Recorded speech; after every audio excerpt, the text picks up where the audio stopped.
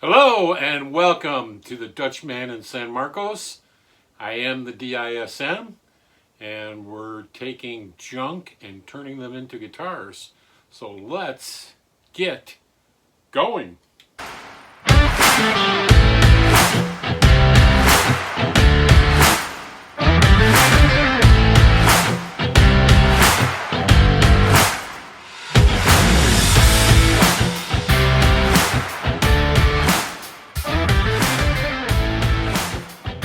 Alright, here we go. As I was telling you in the last week's video, that I'll be showing you how now that we glued the necks up, how I sand it. And we're building necks for the Summer Splash program that I'm showing 5 kids how to build a bento box uke. You can see that bento box uke being built fully in other videos on my website. So go ahead and look that up. That was my first one I built and made mistakes, and so these now are going to be the kids doing their own. So I just wanted to show you how you can see this neck is just square. So I'm going to be sanding them off to round them off so it's easier, so it feels better, so it feels better on your grip. So we'll be doing that on the sander. Just a side note, I bought the sanding disc from actually Harbor Freight. Looks like I used 2 of them already, but they really filled up and they didn't sand very well. So now I said, well, I'm going to spend a little money. I went to Home Depot. I bought I can't remember the name of this brand, but everything they make is red, like their saw blades and their sanding paper. So I bought a premium one. I'm going to see how that holds up because this is pretty hard wood. So I already sanded one with this red one already just to see how it would cut. And you can see this is the one I sanded. I'll get it closer so you can see how I sanded it so it's nice and smooth. So we'll show you this next one. I didn't want to use this new piece and have it like grind it way down, so I had to kind of do it gingerly. But now that I already got one sanded on the red disc, I know how it's kind of working. So we're gonna see how a Harbor Freight and Tool sanding disc holds up, or didn't hold up, compared to how the Home Depot, the red brand, I don't know what brand that is, but how that holds up to hardwood sanding. So this is 80 grit, I think it's 13 inches by 80, I think it is, but it's for the typical sander. It's a Makita, so it's a good little sander. I built this little stand. This is only to hold my vacuum tube in for sanding. So this thing does, the way I built it, so you can you can sand flat like this if you wanted, is also so I can change the belt. But it's kind of a nice stand, because then you can sand this way with like a deck to go up against it. So let me pick up that stuff that was holding my tube, and I'll put that back in and we'll get going. So just a minute. Okay, I'm all set up again. What I'll do is I'll click it on when I edit it. So when I click all this on, I'm not going to say anything, so I can turn the volume down because it gets really loud with the vacuum and this running. So I won't say anything, I'll just show you, and then I'll come back after I get it sanded and talk about anything that I might want to point out to you. So hang on.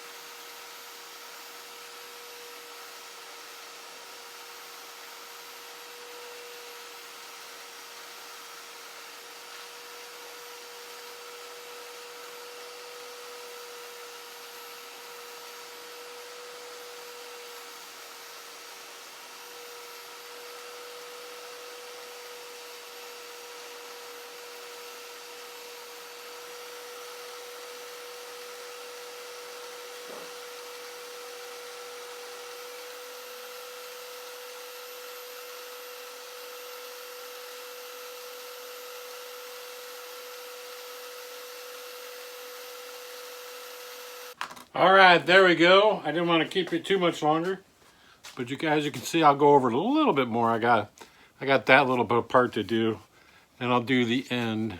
But I got and a little touch up on these. I got most of the brown off. A little bit of touch up on here and over here.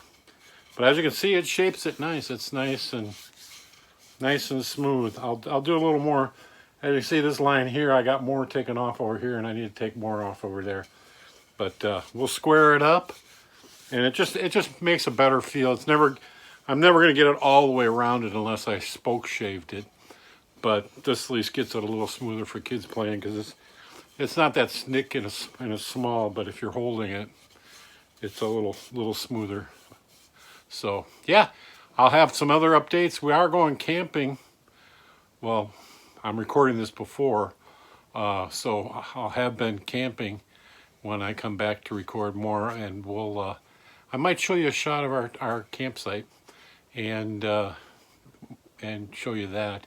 Also, I'll go over some new things with the BHB, the beer can hockey stick. Got a new plan for the headstock, and we'll do some of that, and hopefully we'll do a little work on that. So we'll see you we'll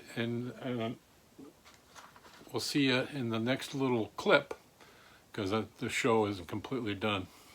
I'm actually filming this right before Saturday of the first show coming out, so that's why I'm stumbling over my words a little bit. But so yeah, so we'll see you next week, or next Saturday, not this coming Saturday, but next Saturday, not tomorrow, but next Saturday.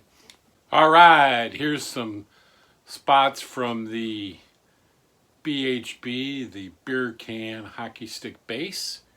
And what I did since the last time was I was able to get a hold of some fretboard material at Home Depot. And so the fretboard looks like it'll fit onto the width of the neck just perfectly, a little hanging over. And I figured out to throw a hockey puck into the mix. So what I'm going to do with that is actually put the hockey puck behind the stick, and then that'll give me enough room to drill for these, because I'm only doing 2 of them, so they'll come up behind like that, and they'll give me enough room to mount on them. And the way I'm going to do it is I'm not even going to use this puck, because it's not wood, it's actually rubber. But take a piece of wood, and it'll be a little wider than that. Take a piece of wood, kind of like this, and cut it out so I get 2 pieces, and then take those two pieces like this, and actually have them behind, so those will be rounded, so that I can drill the hole in. The nice part is, usually when you build a cigar box guitar and you have the neck piece, you cut this narrower for the tuning machines. Well, I'll make it look like it's behind it, and then this will actually be a thinner piece, so that the machines come all the way through. So that kind of solves the problem of, the machines not being long enough, but they'll actually be half of that, because I'll make half of it. Paint these pieces black, so it'll look like that, but then the pin of this will be coming through right there, and then be able to pull over. I'm going to use, for the nut, I'm going to do the 0 fret thing. So then this will come up, it'll have a 0 fret, and then the string will go into that tuner. So that should work. So I'm still thinking about the bridge. Not sure the bridge, and maybe I'll just add. Sorry about that. I hit my button, and I'm thinking about the bridge down here of maybe doing the same thing, putting cutting another round piece of wood. You know, another. I gotta make sure you see this. Cutting out more wood, and using this at the base too, so it'll be able to look like a puck, and then run the strings through that piece of wood. It won't be a real puck, but it'll be I'll paint it black and have it round. You know, I'll just cut them out to look round, but maybe doing the same thing I did down here as I did up there, so then it would look like two hockey pucks. So yeah, hopefully next week we'll be back and I'll do some of that work ahead of time so we can see what's going on. And be sure to subscribe, like, and yeah, the hockey stick is coming along. I did decide on using these machines only because they're a little smaller, and I don't have a lot of real estate up here, so I'm going to use these instead of those big ones. So yeah, so that'll be it on the BHB. So stay tuned. Well, I hope you enjoyed the video I made about making those ukulele necks and how I got my sander set up, and kind of a study on how you know, cheap belts on a sander and good belts on a sander work. I have found so far that the red one is working out a lot better than the Hobo Freight ones. So you can take that advice if you like, for what it's worth. The other thing about the ukes was I went camping, and while I was camping, I got email saying that no kids signed up for my uke class. So I got them ready for when they finally get it going, but that was a little disappointing. But I'm prepared now, so I won't have to do as much if they put a class back on. So nothing lost, but I won't see any kids decorating because they're not going to have the class. The other thing I'll have at the end of the video is a couple shots or a couple videos of our campsite, and I was able to use one of the red vinyl cigar box guitar on my camp out, and I got a shot of me playing. I was practicing it, trying to get better at it, and so there's shots of me at the end of the video actually playing it by the campfire, and you can see the fire and me playing the red vinyl cigar box guitar. And that's what those are fun for, because it's not like a $3,000 Taylor and you got it out by a campfire and outside getting all ruined. But they're very portable in more rugged conditions. So because if it breaks, you just fix it. So that's the show. I hope you enjoy it all, and we'll see you next week when I'm working on, well, this won't be the end of the video, so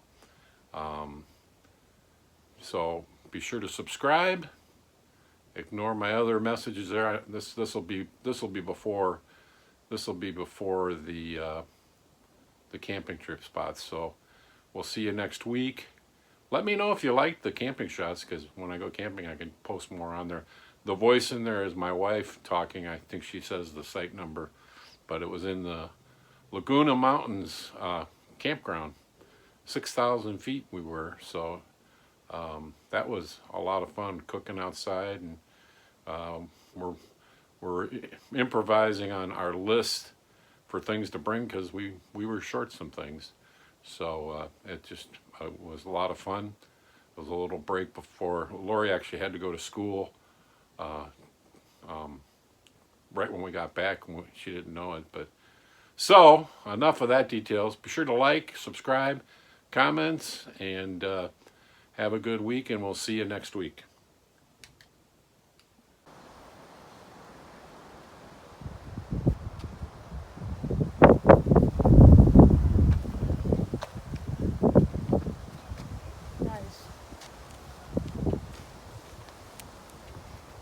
There we are, our campsite.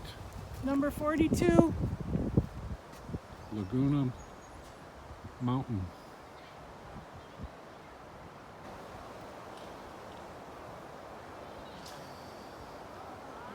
Site 42. There we have burgers. Building the fire.